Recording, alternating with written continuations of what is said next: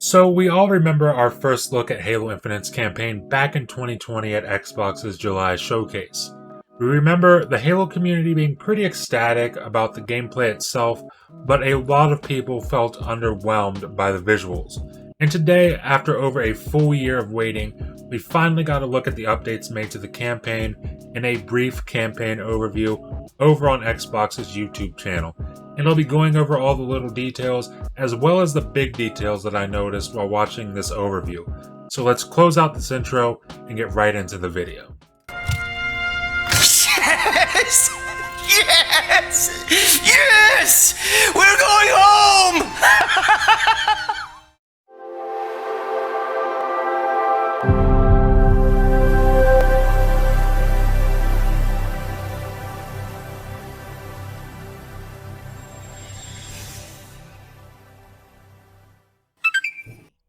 Up first, I think it's only right that we talk about the visuals, because as stated in the intro, visuals were a key takeaway from the original campaign showcase, and not for good reasons either. But during this past year, it seems like 343 has been hard at work on improving the visuals, and when I say they've improved the visuals, what I really mean is that this is the best looking FPS game of 2021 in my opinion. I mean, I saw it when we played the tech previews, and now that we're seeing the campaign, it leaves no doubt in my mind that this is a top tier game, just visually speaking. I mean, we can even compare some of what we saw in this trailer to the real-time cutscene footage from the E3 2019 trailer. In fact, I'll put up a few side-by-sides here on the screen for you just to show off the glow-up that Halo Infinite has taken since that time. But any Halo fan knows that it isn't just about the visuals. In order for a Halo game to be a hit amongst the community, it needs the gameplay. And it's important to keep in mind that we didn't see a huge gameplay demo like we saw last time. This time what we saw was sort of like a gameplay trailer with a bunch of little snippets of gameplay mixed into the video. But man, the gameplay we did see was looking absolutely amazing. And while we're here talking about the gameplay, I figured I'd touch on some things that I noticed while watching this trailer. Like, do you guys remember the rumor that before Chris Lee left, Halo Infinite was looking more like an Ubisoft game, and then Joseph Staten came in and they scrapped a lot of stuff? Well, I mean, allegedly. Well, you can certainly see the remnants of what could have possibly been an Ubisoft open world style game. And guys, here's what's most surprising to me. I absolutely fucking love it. I mean, we even got a look at what pretty obviously seems to be a banished outpost, and Master Chief flies right up in that shit and pulls out a rocket launcher and gets to blasting on the banished. And dude, it just looks awesome. And we also got our first look at some new enemy types called Skimmers. These look like they could be possible replacements for the buggers that we saw a lot of in Bungie's Halo, and I'm definitely interested in that because those enemies are always easy to underestimate, and especially when they're in large groups, they can be really interesting to fight on harder difficulties. And we got a glimpse at this badass looking enemy elite named Jaeger Erdamni, who wields an energy sword along with what looks like half of an energy sword in his other hand. I genuinely have no idea what that is on his left arm, but it's cool as hell, and assuming this guy is going to be a boss battle in the game, I'd be willing to bet that that boss battle is gonna be dope. But going back to open worlds and outposts, Zeta Halo is looking absolutely massive. From the rolling mountains to the brutish interiors filled with mysteries and all the outposts in between, they weren't lying when they said this is going to be the biggest Halo game of all time. And it truly does invoke those feelings that I first got when I booted up Silent Cartographer in Halo CE. And what's really cool about this is that you're not just going to be left to explore this ring on foot, obviously, because there's a part in this trailer where it shows Chief hauling in a pelican drop for a wasp. So, if I had to guess, I'd say that once you capture an outpost, you can then use it as a hub where you can call in vehicles and maybe even reinforcements.